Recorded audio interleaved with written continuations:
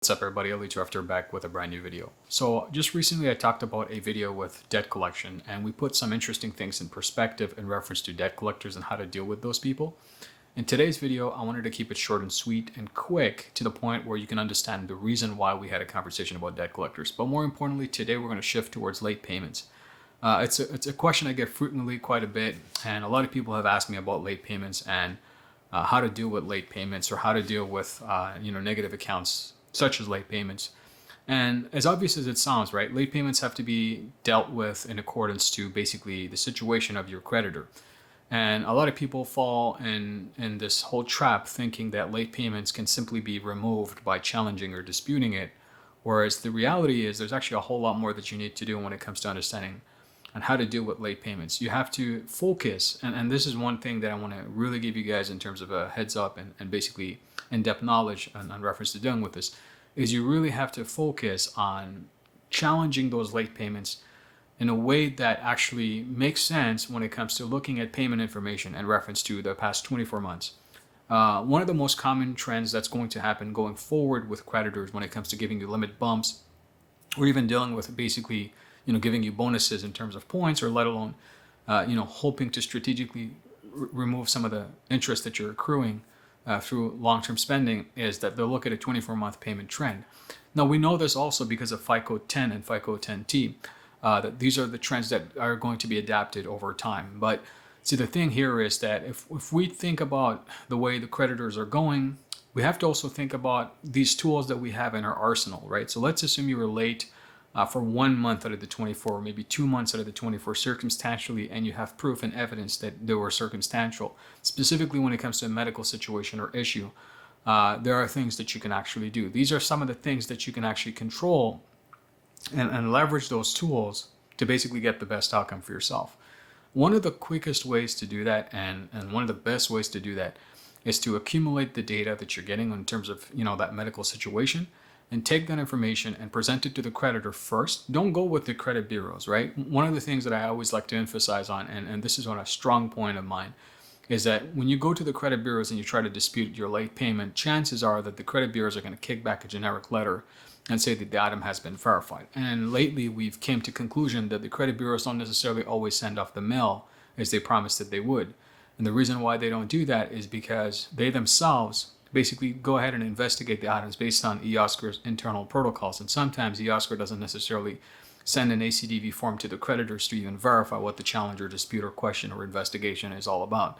So for that specific reason, if you have some sort of tool in your arsenal that you can use when it's in specific in terms of relationship with your creditor, that you've been with that bank for a long time or their credit account for a long time, and you feel that there are things that the creditor can help you with in reference to goodwill adjustments in terms of making sure that they take into perspective your health conditions and situation, and the reason why you're not able to disclose that with the creditor or outsider you weren't able to before is because we were scared of what were going to happen financially and stuff like that. So I want you to present any type of evidence or documentation that supports like a goodwill adjustment to be made, right?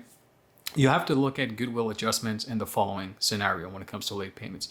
Goodwill adjustments can only be made if you have a real chance at making a goodwill proper. For example, if you for real were late because of certain medical situations or emergencies or life circumstances that kind of put you in a situation where you had no choice but to go and have a late account, those instances can basically be used as a tool and a leverage to get the goodwill adjustment because you legitimately qualify in that situation. But on other situations where a lot of people believe that they can get goodwill just by challenging or disputing the information and technicalities, for sure, yeah, you probably can. You might have a chance it's a 50-50 or maybe even less than that, but it's not guaranteed. And actually, you're going to be behind the scenes and not necessarily communicating directly with the creditor, which is your strong suit. And you should take advantage of that because you should be talking to the creditors. You should be focusing on communicating with the creditors directly to get the best type of outcomes you possibly can to get that adjustment. So if legitimately your circumstances were putting you in a situation where you were late because of those instances or circumstances, like I said, life happens, and you can present the evidence or documentation to your creditors instead of dealing with the bureaus and then waiting for a middleman like the bureaus to go back to your creditors, which chances are they'll probably never do it, especially during the COVID. you want to communicate directly with the creditor. You want to take it upon yourself directly to go ahead and challenge these type of things with the creditor. In fact of the matter is, you're not necessarily challenging, but requesting a sympathetic approach towards your situation. Because it happens, right? Like sometimes we're sick, we fall sick, and we fall behind on our payments. And it happens that it's just organic. It's just something that we cannot do about. And because of that, there are situations and there's human beings on the other side, especially with creditors, that they have discretion in reference to dealing with that. So if you think about it deep and strong, Goodwill Adjustments, the reason why they work prior is because the relationships were there. And the reason why they're not working there and now is because they're seeing goodwill letters every other day without any justifiable reason as to give a goodwill adjustment. So what happens now is you have to have a case that actually proves the necessity of a goodwill adjustment. And that's where you have to step in and bring the information to light to the creditors and explain to them that the reason for your goodwill adjustment and the reason why you need it is because you went through a circumstance where you absolutely needed to be late on your payments. And you have evidence that actually shows that, which in turn is good for you because now you don't have to do a lot of work, but just simply present the facts to the creditors. And in those instances, I think you'll have a higher chance of really getting the modification that you need or getting the modification that you desire. Because in those instances, what's going to happen is the creditor will understand and hopefully consider, the approach that they need to take, especially being sympathetic towards you, and give you that goodwill adjustment with the credit bureaus. So that's just one of those things that a lot of people miscalculate or look at and greatly misunderstand when it comes to goodwill adjustments. Goodwill adjustments are meant for situations that actually legitimately qualify. Now, there are instances where a lot of people will get late payments because of COVID. We talked about some deferred payments, and we talked about a lot of situations where creditors actually misreporting to the bureaus.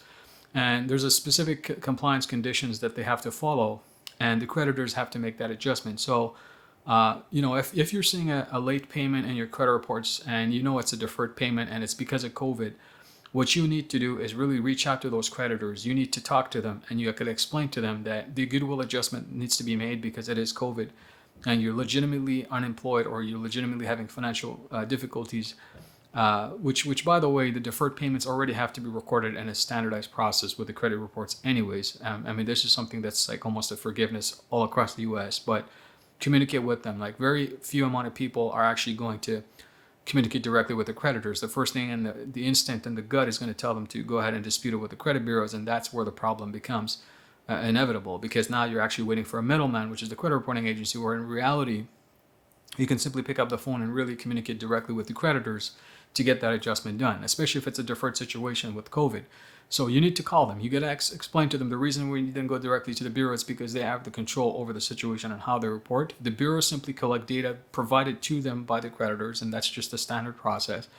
The only time the bureaus get involved is if the creditor misreported or is inaccurately reporting, there's erroneous data in your credit reports, and that's injurious to you as an individual and is harming your ability and preventing you from getting credit. We have to look at the game a whole different way, right? So situations with late payments, you actually have control over it. You have to communicate with your creditor. You have to show legitimacy behind the claim that you're asking for them to be sympathetic towards your situation. And with COVID, like I said, and with that deferred payment structure, there's going to be a lot of misreported and inaccurate reporting. But you have to take it upon yourself to call the creditor and get that adjustment manually so that this can actually get done with the creditors directly. So do that for me and go ahead and try those two techniques. Like I said, if you have any specific questions in reference to late payments, anything that you feel is not looking right in your credit reports, feel free to go ahead and ask me right below this video so that we can have a conversation about that. And also, don't forget to destroy that like button. So every time you guys do that, YouTube knows that you're enjoying my content. It'll push it to other individuals who are looking to learn just as much as you are. And don't forget to subscribe and turn the notifications on to all to continue watching financial education, credit, and personal financial transformation videos such as these. So if you like that, go ahead and subscribe. And once again, turn the notifications on to all. And the reason you want to do that is because every time you do that, when new videos come up, you'll be the first to know. And with that said, I hope you guys enjoyed. If you're looking to level up your knowledge, to take your knowledge about personal credit to the next level, there's a course I created. It's called the Ultimate Personal Credit Mastery 2.0. It's a very in-depth course that teaches you every single thing you can possibly think about when it comes to personal credit. If you're interested in learning, go ahead and check out the description in the video, and you'll be able to access the course. So with that said, this is definitely a guided mentor. I'll be Tarafdar. Catch you guys on the next one. Bye for now.